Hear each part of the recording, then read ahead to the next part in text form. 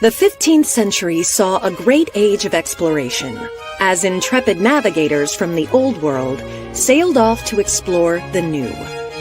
Spanish explorers, beginning with Christopher Columbus, sailed west, across the Atlantic, then went around or across the Americas in order to reach the Pacific. But Russian exploration moved in the opposite direction, east through Siberia, and then across the northern Pacific Ocean. Eventually, in the 19th century, Spanish and Russian expansion met in what is now the American state of California. It was here that the southernmost Russian settlement in North America was founded. The settlement was called Fort Ross.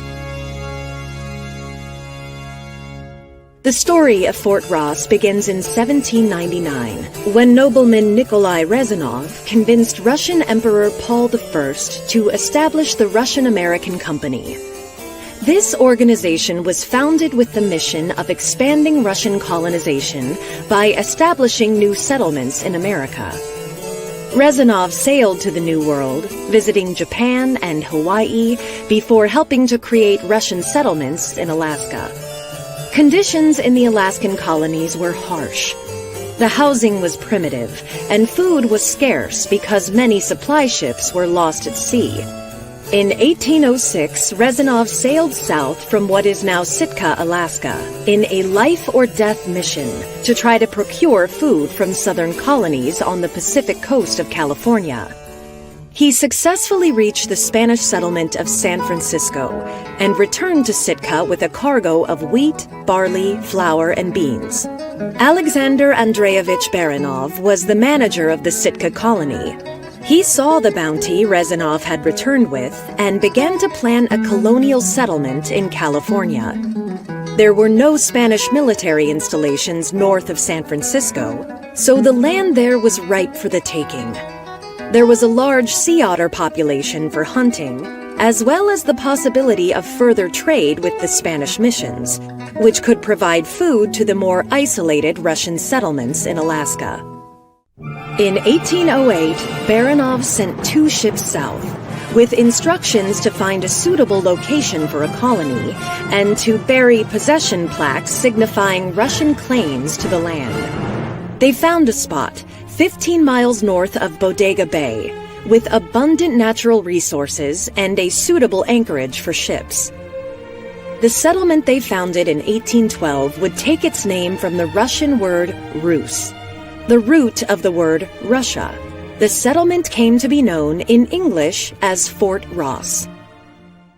Fort Ross was the first multi-ethnic community in Northern California, a mix of Russian settlers, Native Alaskans, and the native Californians who had lived in the area for hundreds of years.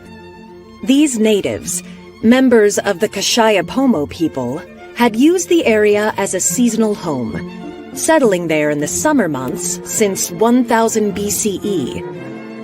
Through its lifetime as a Russian colony, Fort Ross was home to a myriad of different members of the Russian Empire, including Ukrainians, Poles, Finns, Estonians, and Latvians. Fort Ross was the epicenter of a collection of Russian settlements that the Russian-American Company referred to collectively as Colony Ross.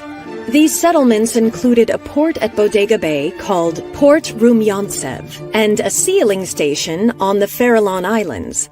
By 1830, there were 3 additional farming communities in the colony, which were known, using the Spanish term, as ranchos. Fort Ross was established specifically as an agriculture base to supply the more northern Russian settlements with food, as well as with goods procured through trade with the Spanish settlements in the region, then known as Alta California. In addition to farming, the company hoped to carry out a fur trading business, but by 1817, the native sea otters had been almost entirely wiped out in the area due to 20 years of intense hunting by Spanish, American, and English ships. The colony was the site of the first windmills in California, and the Russian managers introduced many European innovations to the region, such as all-wooden housing, stoves, and glass windows. Russian scientists associated with the colony were some of the first people to record California's natural and cultural history. And the first vaccination in California was performed by a Russian surgeon there in 1821. By 1841, Fort Ross was in decline. In 1838, the Russian-American Company had signed an agreement with the Hudson Bay Company to supply Russian agricultural needs in Alaska. So Fort Ross's agricultural importance declined considerably. The sea otter population was long gone, and the Spanish missions no longer traded necessary goods with the Russians. So, in 1842, Fort Ross was put up for sale, and was ultimately purchased by John Sutter, a Swiss immigrant with dual Mexican and American citizenship. Sutter would go on to become world famous when gold was discovered at his lumber mill in the Sacramento Valley in 1849, spurring a gold rush that brought thousands to the western United States in the hopes of striking it rich. The property passed through a variety of private owners until it was purchased by the California Historical Landmarks Commission in 1903, who eventually passed it over to the state of California. In 1909, the 3,393-acre site was established as a historical state park, and it's been open to the public ever since. The California Department of Parks and numerous volunteers have spent decades on extensive reconstruction and restoration of Fort Ross, including diverting an entire state highway that once ran through the property.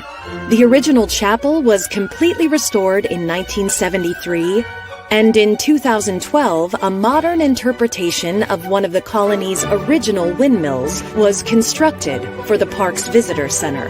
The pieces of this windmill were made in Russia, and then brought to California, where they were assembled by hand. It's now the only working example of a windmill of this Russian style in the world. This windmill is a fitting symbol of all that the Russian settlers of Fort Ross brought to America, and of the lasting effects of Russian culture on American history. Every year, Fort Ross State Park holds a festival celebrating Russian culture with traditional food and music. Thanks to the preservation efforts of the state of California, Fort Ross, a fascinating footnote to the history of Russian exploration, can still be enjoyed and appreciated by people from all over the world.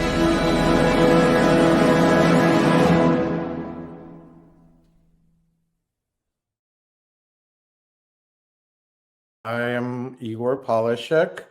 I am the Director of External Relations at Fort Ross Conservancy, and I'm speaking live to you from California. That's why I say good morning, because it is 9 a.m. here, and I understand that it is 7 p.m. in Moscow. So welcome, everyone. I'm glad to have the opportunity to speak with you.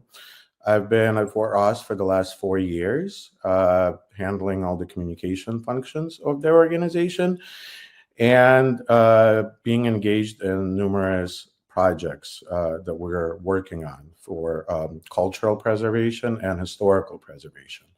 So I'm glad to have this opportunity, and I want to thank the American Center of Moscow for allowing me to speak with you today.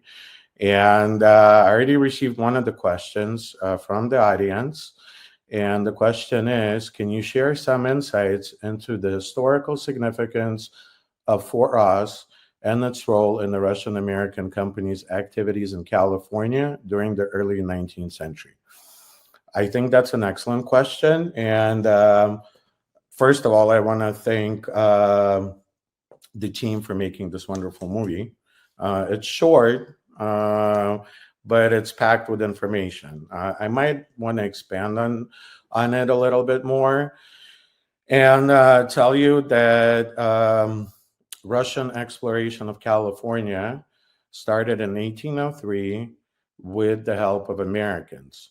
during the 19th century, the Spanish Empire did not allow any foreign ships to enter its ports because the Spanish wanted to control the trade with Asia, and they wanted to monopolize this trade. And because Spain reached the shores of the Pacific before anyone else did, in terms of all the other naval powers of the 19th century, they wanted to keep control of it. And so Americans out of Boston who wanted to trade with China, on their journey to China, the only place which they were allowed to dock was in Alaska, which at that time was part of the Russian territory. And so in 1803, an American sea captain named John O'Kane came to Sitka, called the New Archangel at the time. And he talked to the governor of Russian America, Baranov, and he proposed that both Russians, Alaskan natives, and Americans journey into California to hunt for sea otters. Sea otters were the number one commodity at that time because of their fur. So the sea otters, they have the most dense skin on the planet. They have 1 million hairs per square inch. So it's very dense, very glossy, very soft. And high prices were paid for those skins, first of all, on the Asian market, and second of all, on the European market. Because sea otters or sea otter population was more or less already depleted in the Russian-controlled areas of Alaska, it made a lot of economic sense for the Russian-American company to go into California to look for further sea otter populations there. The primary concern for the company at that time was the lack of worthy ship vessels. And so the Russian American company had to rely on American captains such as O'Kane to take him to California, where the Alaskan natives would hunt for the sea otter skins under Russian supervision.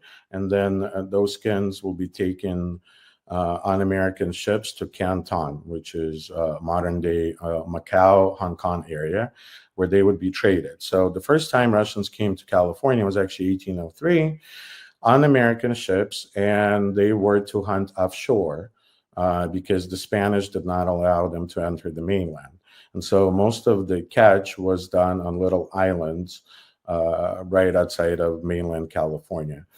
And by 1808, after Rizanov's visit to California, the governor of Russian America did decide to claim some land in California, which was not occupied by the Spaniards. And so the Russians came in 1808. They scouted the territory up until 1812, until they found some worthy spot on the ancient Kashaya-Poma lands, which is where Fort Ross was found as a settlement in 1812. So in terms of historical significance, the number one historical significance of Fort Ross is the building of the oldest Orthodox chapel and also the Orthodox parish south of Alaska. And that happened in 1824, right after California became part of Mexico. Unfortunately, there were never any priests assigned to this chapel, but the only 3 priests that came during the existence of Colony Ross, one of those priests was called Ioan Veniaminov, who later became St. Innocent of Alaska. And he actually stopped by Fort Ross twice to serve the liturgy there, to baptize people, and to teach kind of the Native Americans, those who were thinking of converting, the word of God according to, his beliefs. Afterwards, there were numerous saints that actually came to serve at Fort Ross, including Saint John of Shanghai in San Francisco, and Saint Tikhon, who was the bishop in San Francisco before he became the patriarch of all Russia in 1917. So there is a huge historical significance for the Russian community, the Russian American community here in California, and has to do with the chapel. Another thing in terms of significance, and again, cultural significance,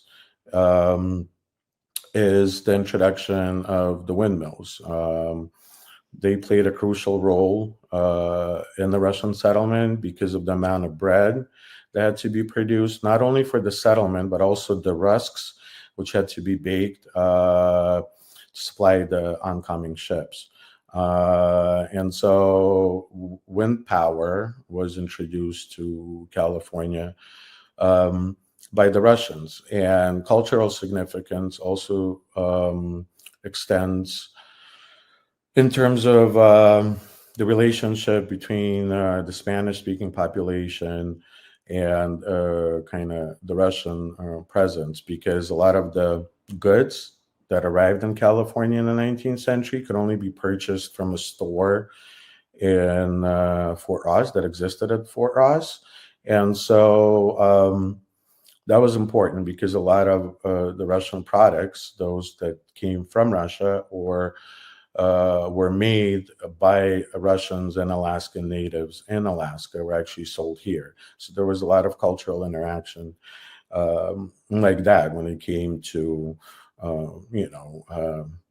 let's say, designing dresses or buying, linen and clothing and china dishes. Like, it all had to come from Fort Ross. And over the years, another cultural significance of the settlement is that Fort Ross is the only Russian American company settlement in the world, which looks, it's a reconstructed version, but it looks more or less the way it did in a limited kind of sense as it did in the 19th century.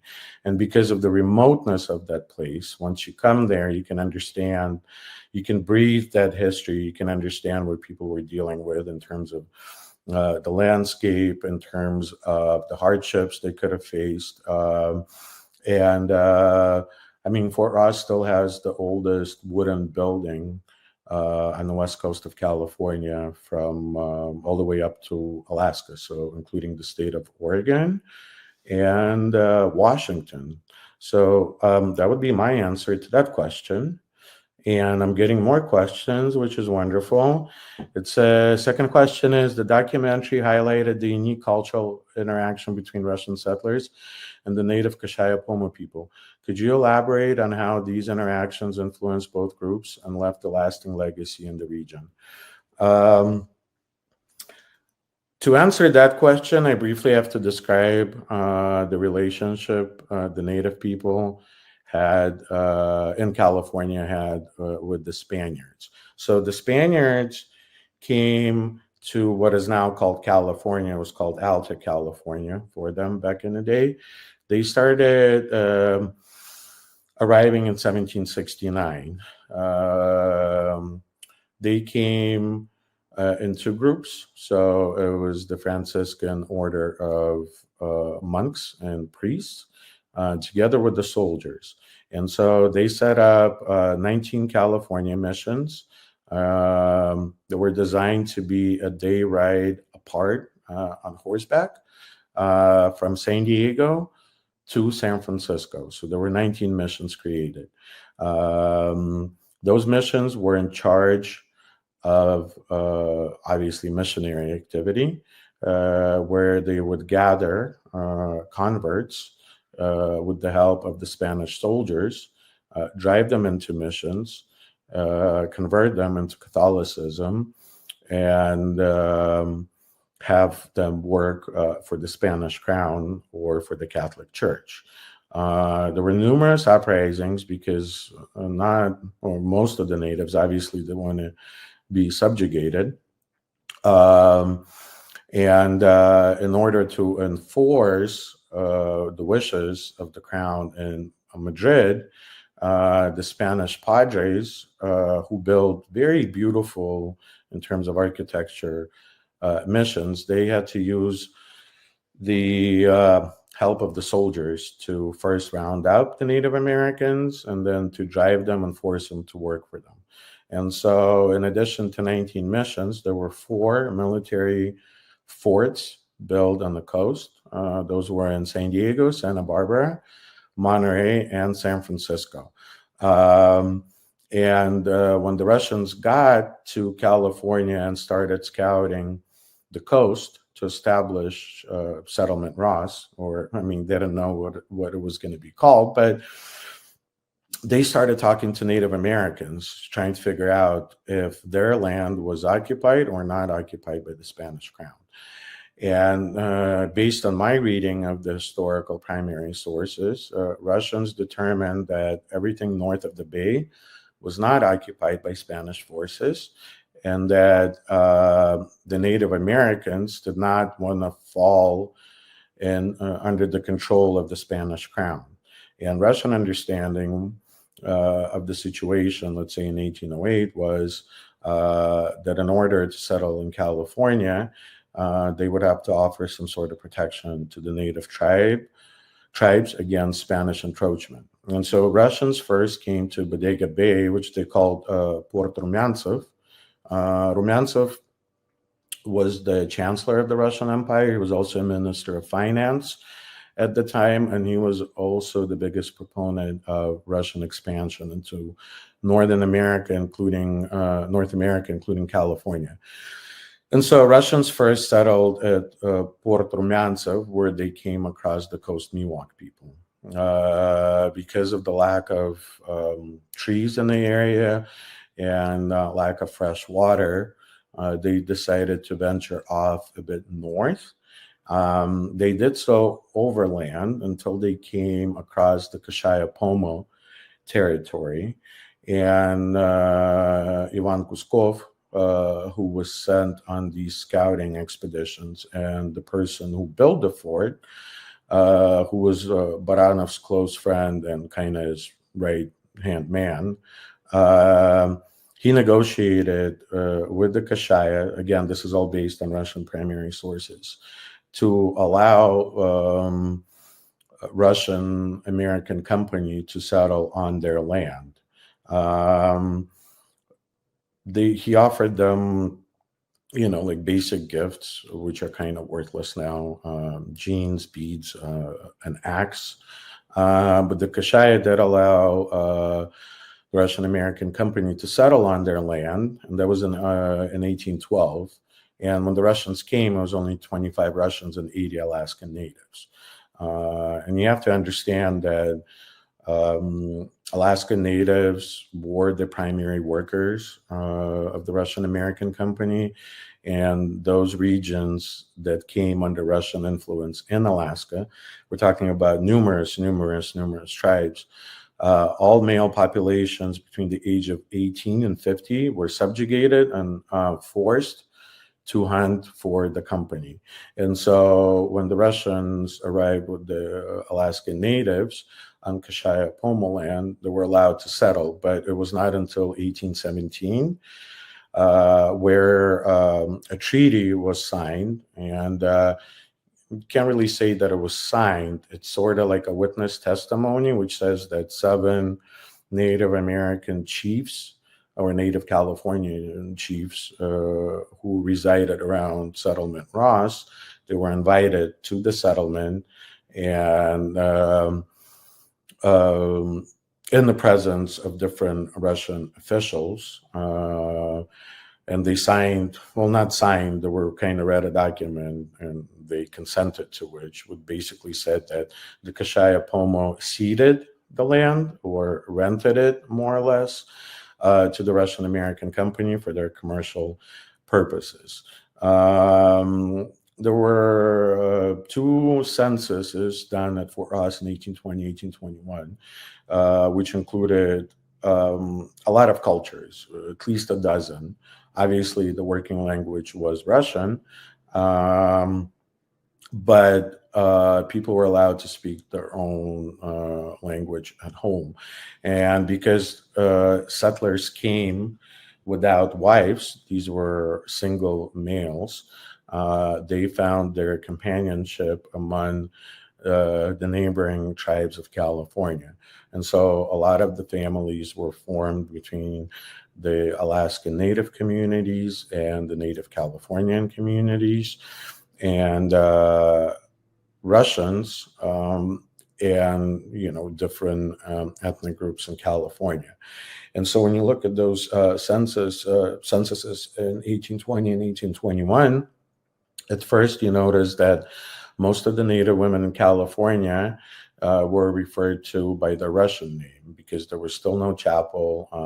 People were baptized by laymen, and a lot of people kept their traditional indigenous names. Over time, if you look at the population, let's say in the 1830s, a lot of these names were Russified, and that's simply because a lot of people converted to Orthodoxy, but you have to understand that the level of conversion was not as great as in any of the Catholic missions, because Saint Innocent wrote in 1840 that there was only 260 converts, and that's in the 29-year presence of Russians at Fort Ross, which is on ancient Kashaya-Pomo lands called the Metini. And so if you look at that and those numbers, you're talking about maybe 10 converts per year, which to me at least, and again, this is my very subjective opinion, means that it was the household who decided how they wanted to raise their kids, whether or not they wanted to follow their native traditions or they wanted them to convert to Orthodoxy. So, I mean, over the years, at least the Russian sources said that the settlement lived peacefully with their native California neighbors. It is true that the settlement was never attacked, either by the Spanish or any of the native tribes. And there are numerous reports and documented uprisings against the Spanish missions, all 19 of them, and eventually it became 21. So once Russians were established on California coast, the Spanish and then later the Mexican, they opened up 2 more missions to contain the Russian expansion further into California. And so, but there are reports, not reports, actually documented activity of the Russian American company using the same tactics as the Spaniards to drive some of the Native Americans during the harvest time to work the fields. After harvest was over, Native Americans were allowed to return back to their villages with their families. But while the men worked the fields during a couple of months, their families were kept hostage in and around the fort. But overall, the Kashaya language was able to survive. And in 1837, most of the tribal members, which resided in and around Fort Ross, were able to survive the smallpox pandemic because the Russians introduced a mandatory vaccination campaign against smallpox in 1832. So for 5 years, they were vaccinating everyone who came through the fort. And it had a lot of success because in 1837, when smallpox did arrive to California, only 2 people out of 280 living at the time died. But when the disease spread to Spanish-controlled areas, up to 80% of the population perished because Spanish were way more selective with their vaccine, administering their vaccine doses. And so Russians never discriminated against anyone, and so everyone was offered that vaccine. A lot of the Kashaya, Pomo, and other neighboring tribes left with the Russians, first to go back to Sitka and then to Russia after Fort Ross was sold in 1841. And so there are members of the Kashaya Pomo tribe that are probably whose ancestors came, who live now in Russia, but whose ancestors came from California. So overall, the relationship between the native people and the Russian American company was peaceful, but there were a lot of instances of oppression. And actually, now we're working at Fort Ross to bring a more balanced historical approach, what actually happened with the native people, including native Californians and Alaskan natives. But for instance, in 2014, Fort Ross organized a trip of Kashaya Pomo singing and dancing group to Russia, and they were able to perform their traditional songs and dances to the Russian public, and visit visit the exhibit in Kunstkamera in St. Petersburg, where the biggest collection of Native American regalia and different kind of household objects is kept. My understanding is over 15,000 items are kept in the North American collection in Kunstkamera, and that's the most unique collection in the world. So to everyone in Russia, I highly suggest you visit that museum to get acquainted with those artifacts, because the legacy of so-called Russian California resides in that museum. You can actually see some of the Native American treasures and gifts that were given to the Russians there. So that would be my answer to question number 2. And I'm glad there's another question which says, hello, is the story of Juna and the voice somehow connected with Fort Ross? Yes and no. It's an interesting story. So Rizanov did come to Fort Ross to California in 1806, and he was the first person that violated the Spanish orders not to enter Spanish ports, and he did enter San Francisco. He came on board a ship called Juno. A voice was actually being built at that same time.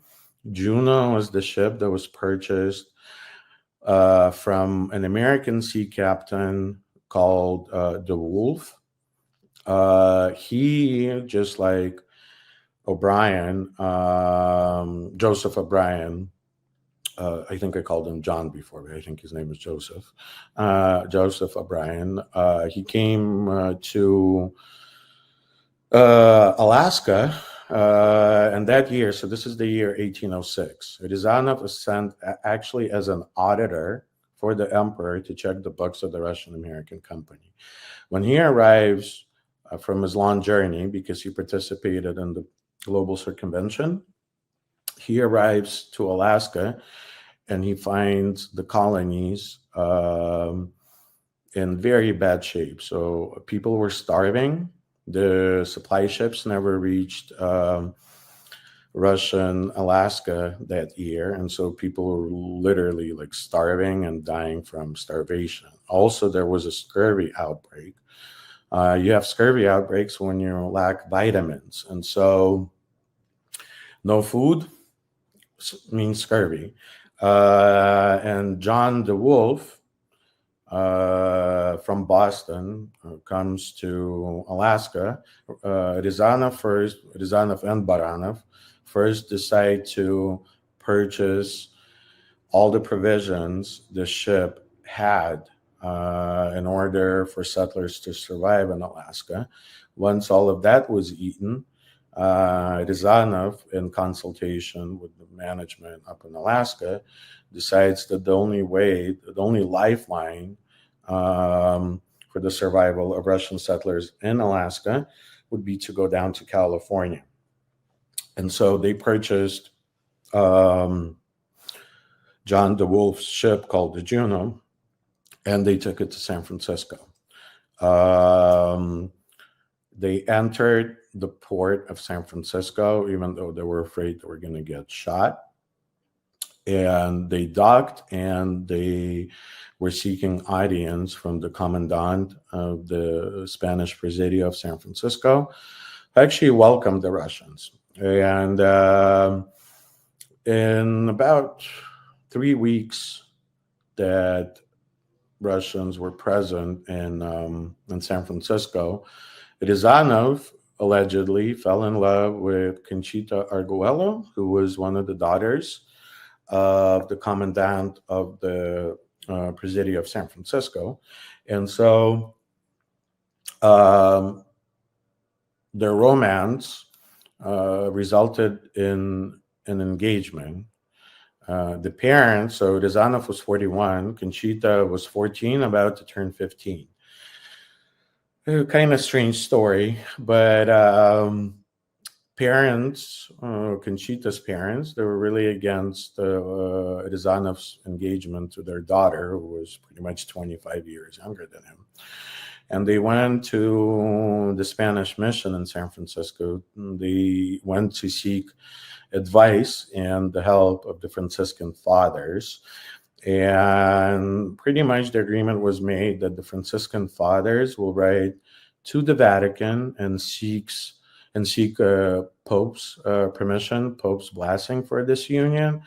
And Ryazanov would go back and to Russia and kind of seek permission from the emperor, who was Alexander I at that time, and also kind of talk to the head of the Russian Orthodox Church, the Metropolitan of Moscow, to see if Catholics and Orthodox people could be married. So Ryazanov departs after establishing really friendly relations with the Spanish. I'm sure, well, it's a certainty that he was in love with Conchita, but I also think he wanted to exploit the geopolitical situation of the region at that time. And so he thought that by having a kind of family relationship with the Spanish commandant in San Francisco would actually secure favors for the Russian colonies up north. So he sailed back north, first to Alaska, then to Russia's Far East. And on his way back from Russia's Far East, this is on horseback, he fell because he was sick, and he died in Krasnoyarsk. Baranov notified the father of the bride in San Francisco that the groom has died, and the legend has it that Conchita was waiting for Ryazanov to come back and marry her. I'm not sure if the news of his death was related to her by the father, but the legend has it that she was waiting for him for a while, up until the age of 57, until she entered a Catholic convent and became a nun. And so that story, yes, it's connected with Fort Ross because Ryazanov produced a white paper arguing that the Russian crown should expand to California. And that was shared with members of the Russian American Company and the Imperial Court. Another quick side story from that visit. So the Wolf, who was now stuck without a ship because Russians purchased this ship, he actually had to go to Russia's Far East, kind of without a ship. And so Russians did sell him a ship. On the journey to the Russian Far East, that ship was attacked by the whale.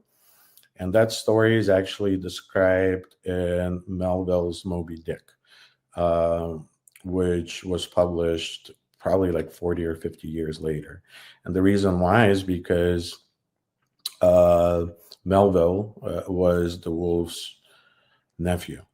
And so that story made it into a great American novel, which I recommend everyone reading for those who haven't read it yet. So, moving on, another question. This is wonderful. I'm so glad to have so many questions. So, beyond the historical aspects, can you share some of the unique natural features and landscapes that make Fort Ross a significant ecological site? That's a great question. So, the landscape looked completely different before the Russians arrived there. The native Kashayapomo community has always lived in perfect balance with nature and the landscape around them.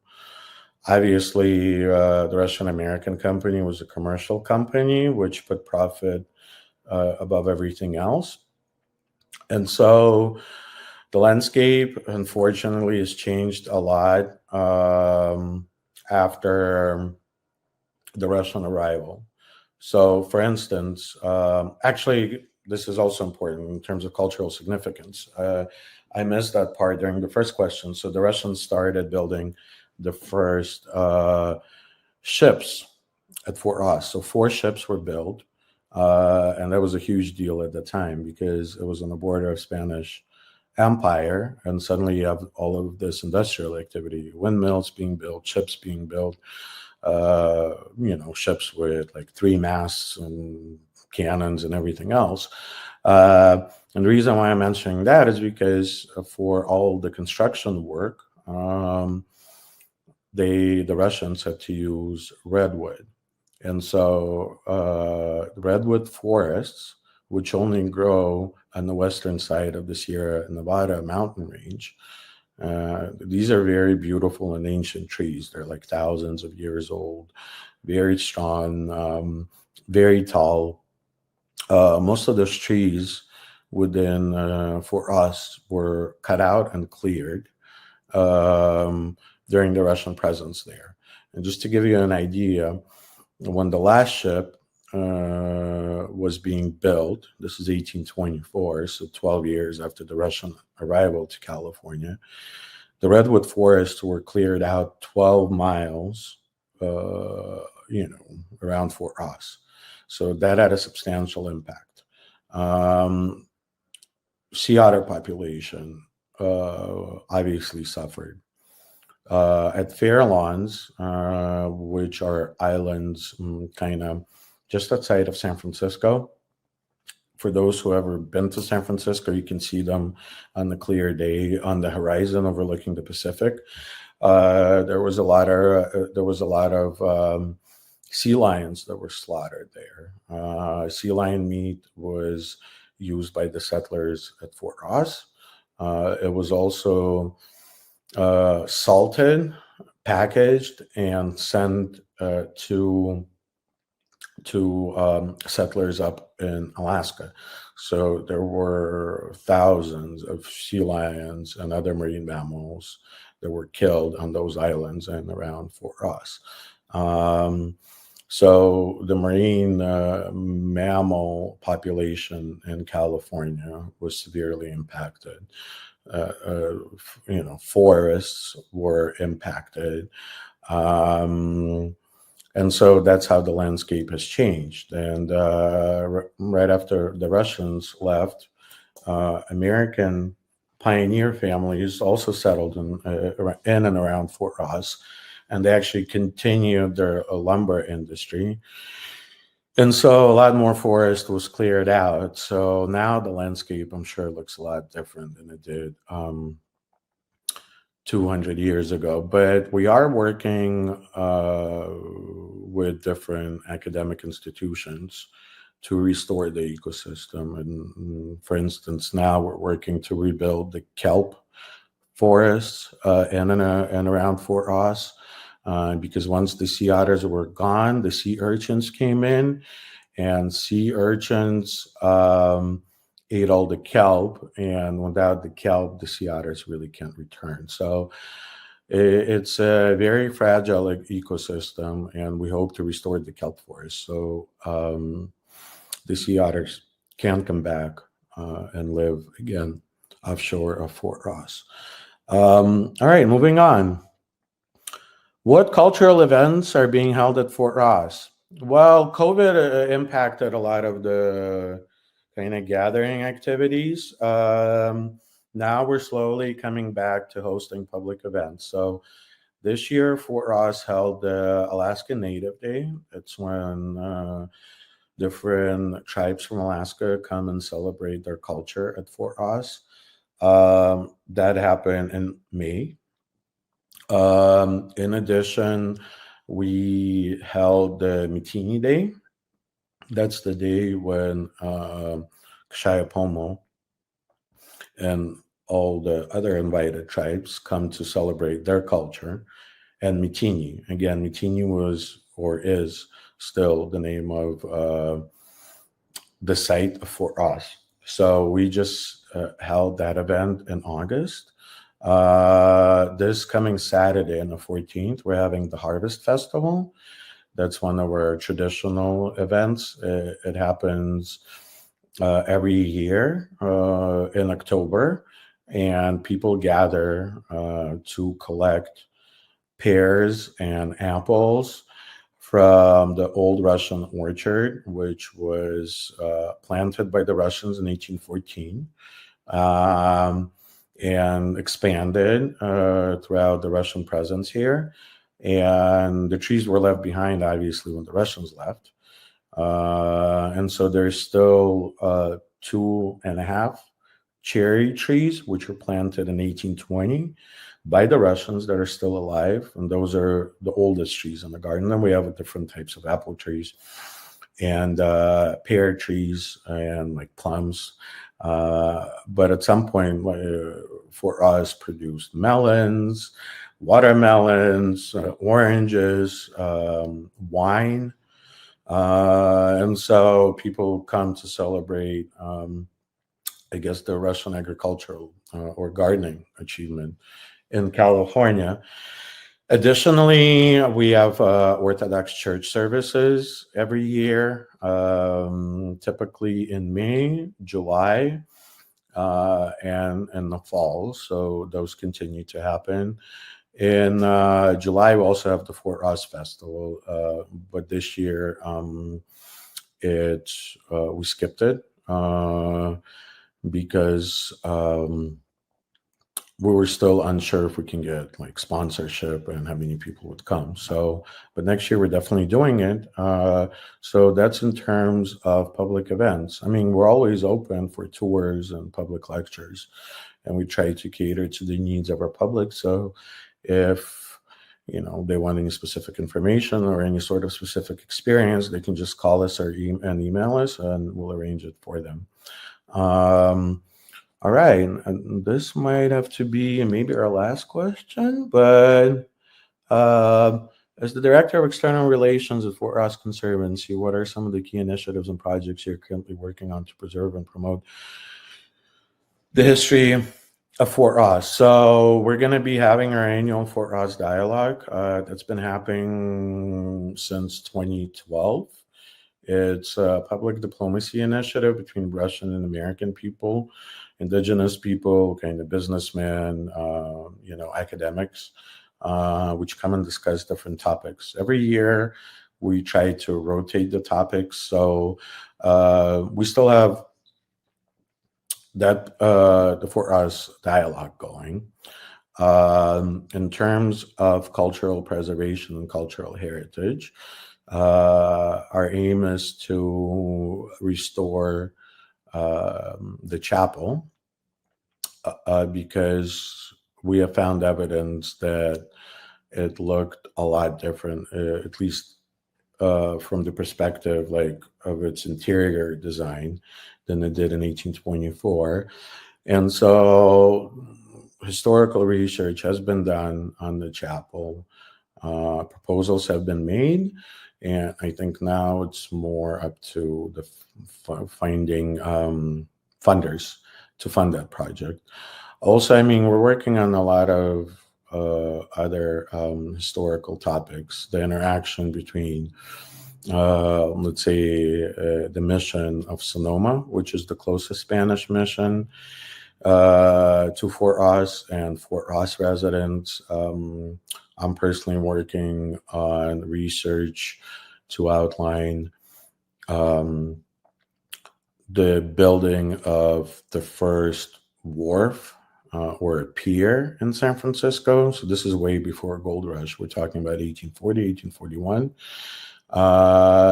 And so, yeah, research does continue. I mean, now it's a bit more difficult to get primary sources, let's say in Russia, because because of obvious reasons. And so research does go on, but we're also focusing a lot on ecology now and, studying of the ecosystems and mitigating climate change risks. And we're trying to get more perspectives and to work on more inclusive history, to incorporate Kashaya Poma narratives and Alaska Native narratives. So research does go on, but just at a bit slower pace. And I hope I answered that question. Oh, in terms of promotion, I've been doing a lot of lectures personally on the Russian history of California, which covers pretty much everything from 1803 up until 19th century. A lot of topics are unfamiliar. For instance, like when gold was discovered, a Russian American company sent one of the first expeditions, scientific expeditions. And so unlike the rest of the settlers that started arriving in California, there were no scientists, there were no geologists. Russians sent like scientific group, and they discovered within a month a few pounds or a few kilos of gold, and then they wrote a report on it. They went back to Alaska, and they never came back after 1846 to engage in any sort of commercial production. But Alexander Rochev, who was the last manager of Fort Ross, did come back in 1851 as a private citizen and tried his success in becoming rich from washing gold in California. In fact, he invented a whole machine to wash gold, which he sort of copied from his experience in the gold production in Siberia. So I'm actually looking into that research topic as well. And so, yeah, there's a lot of stuff that goes on. Also, I lecture a lot on the 1863 visit of the Russian Navy to San Francisco during the Civil War, how the Russian sailors helped save the city from the fire, how there was a romance formed between one of the sailors and the daughter of an American commander of one of the forts here. So, Fort Ross Conservancy and I myself are doing their best trying to preserve and expand the history of Fort Ross. And so more questions are coming in. This is awesome. How can individuals and communities get involved or support the mission of Fort Ross Conservancy, whether through volunteering, donations, or other means? We always welcome volunteers. We always need them. Every time for those living in California, I don't know if anyone from California is tuned in. We're always looking for volunteers to help on any of our events. This can be in terms of, just simply providing some sort of physical aid or being a guide for a specific event.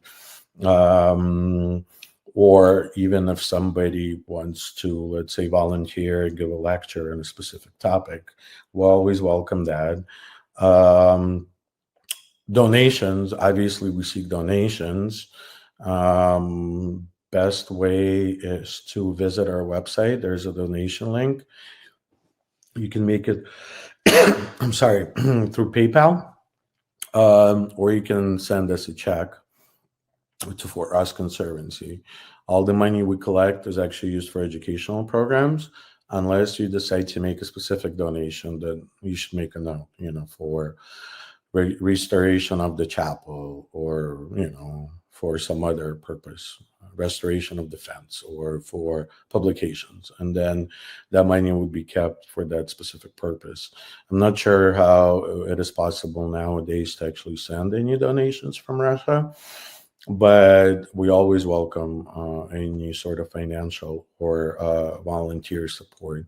For those who are interested in helping us with research in Russia, um, that could be priceless, especially nowadays. It's all about communication and collaboration and working together. And I personally, and the entire organization welcome that as well. And right now, we're actually working on a research pertaining to horse movements from Russia's Far East into Alaska. So, if anyone is interested in early trade routes and the use of horses, you can always email me. My email is available on the website, and maybe the organizers could share it here. Um, but yeah, I think that was the last question. And to summarize, again, I want to thank the American Center in Moscow for organizing this. I think at a time like this, the dialogue between Russians and Americans is crucial. And as I said before, I'm always here to answer your questions or brainstorm, potential channels of collaboration if anyone wants to engage in any sort of research or need my help for their research or anything you want to discuss. I'm always available to public and to different academic institutions if anyone wants to organize another lecture, topic specific. Then I'll be more than happy to do that. But overall, I'm privileged to be here. This was amazing. And I'm lucky to, be given the opportunity to spend some time with you. So thank you very much, everyone, for tuning in, and good luck. Thanks.